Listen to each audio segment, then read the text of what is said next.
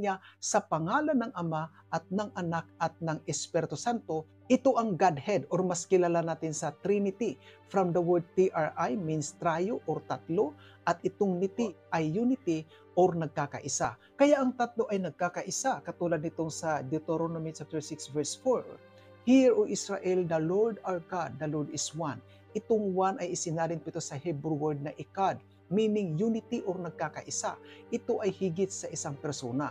Halimbawa, itong sa Genesis chapter 2 verse 24.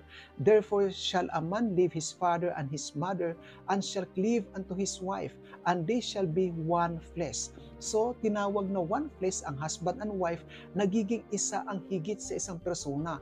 Dahil ang wife ay isang persona, ang husband ay isang persona. Pero sila ay nagiging one flesh, nagiging isa o nagkakaisa sa pagbuo ng pamilya ng may magandang kinabukasan. Ang husband and wife ay merong isang goal para